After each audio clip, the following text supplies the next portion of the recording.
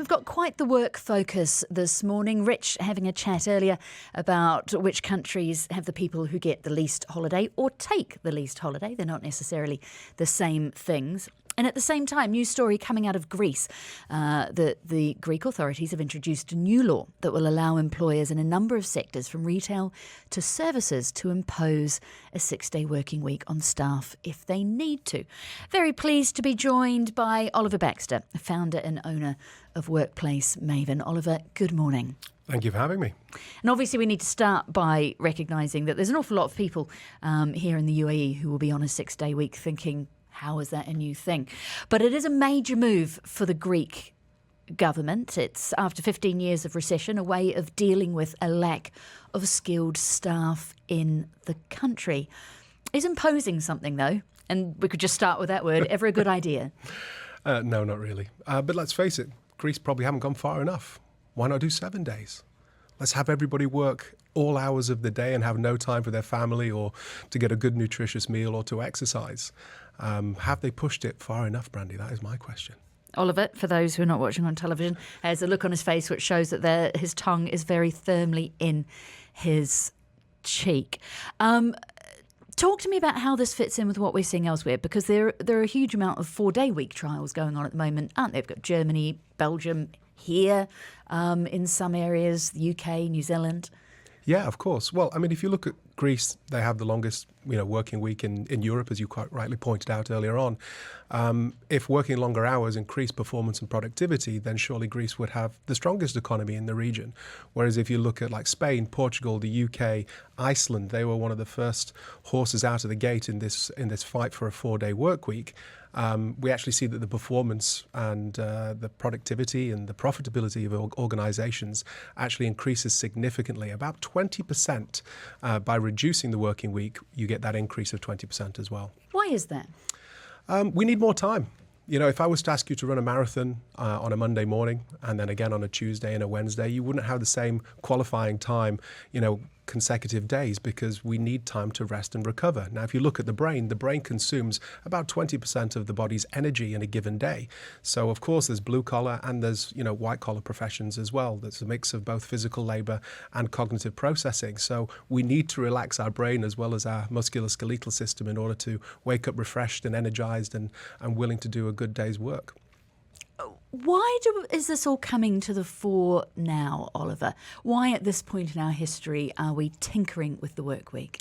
Well, it's happened before. Henry Ford was one of the early pioneers of going to a 5-day work week when previously it was globally 6 or even 7 days. It was previously 7 days as well. Religion has a lot to do to contributing towards removing those 2 working days from the week.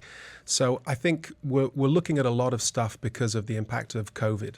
A lot of people experienced kind of a near death experience, right? So we kind of realigned what our expectations were for work and for family. We saw divorce rates skyrocket. We saw people opt out of work. People were retiring earlier when they had longer plans. And then you see workforces, especially in like hospitality, just decide to opt out of work altogether. So, I've just come back from Europe. There's still restaurants not being able to have as many people in them as they'd like because they can't get the workforce to service that. So by just adding more hours to the working day or working week, you're not going to see those performance gains and those profitability gains that you might expect by just having people work longer. It doesn't work like that. It's not longer hours equals better performance. It's actually shorter hours equals better performance, productivity and profitability for organizations. What is the answer, though? Because, countries have a limited workforce, or to a certain extent, immigration, obviously, and companies have limited budgets. They can't give everything what they want, everybody what they want all of the time. So where's the sweet spot?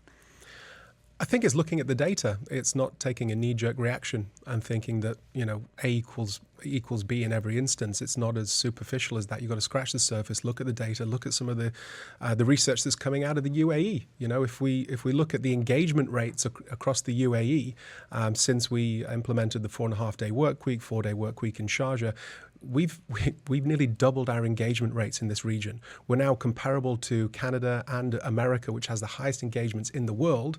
And then you've got to look at traffic incidents. They've reduced by 40% as well. So Greece are quite likely to see a less engaged workforce and probably more traffic incidents as well by elongating the working week. Where do you think the working week debate is going? And again, I realise that if we're talking about, a lot of sort of blue collar workers, we're not talking about a standard 5-day work week as we are we? But if we look at the white collar professions at the moment, will we reach a point, I don't know, your kids maybe, your kids, where the idea of having a set work week is just like us explaining that once upon a time our telephones were fixed to the wall and you could only move, 70 centimetres in any direction while they look at you in bafflement? Or is there a blip, and with the memories of COVID fading, and again another generation, will we go back? I think the more data we can garner from employees and around their performance, the better insights we'll have to decide on what that working week looked like and how many hours in a day one works. So if you look at the data currently, we on average work about 2.5 hours of productive work in a given day. The rest of that time is kind of, the cannon fodder of meetings. And that was the big savior of the 4-day work week. We actually reduced the length of meetings. Instead of an hour, it's now 30 minutes. We're reducing the elements that aren't so essential for business performance. So it's looking at data, it's garnering those insights and figuring out what is the best for the employee and the organization, both individually and at a larger level. How does this factor then into compensation and benefits? Does this become another piece in the puzzle? Absolutely. It's whether you want to be an attractive organization or not. We're currently in an employer market, right? So they get the say of who they want to hire and when. There was a couple of years ago where it was an employee market and employees were not just, working for one company, they're working for multiple and then deciding who those organizations were themselves.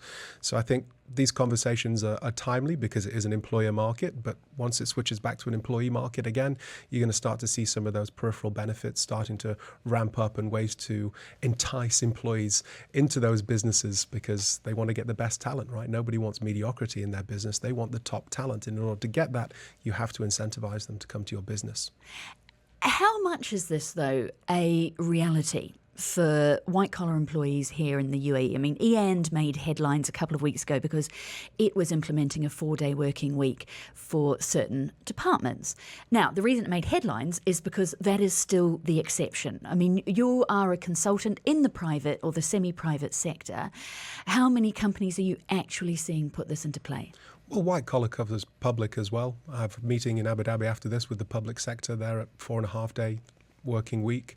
I think it's quite ironic with the Greek statement, actually, is that it's just for the private sector that's doing the 6-day work week. You're not seeing the politicians opting to do 6 days, are you?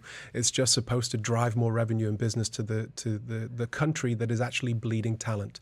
They're losing a lot of their young talent to go overseas where they can potentially earn more money, and that's what they're trying to do, is stimulate the economy. But of course, they're going to lose more of their younger talent who, of course, might be looking at more favorable regions that pay better, such as the UAE and, of course, Dubai. Come to Dubai. Well, we are also hearing in, though, from a lot of people on the sales front, retail front, talking about the 6-day week as a norm. Yeah. Oliver, thank you so much for your time this morning. Oliver Baxter, founder and owner of Workplace Maven. We appreciate your time. My pleasure. Dubai Eye 103.8. Join the conversation.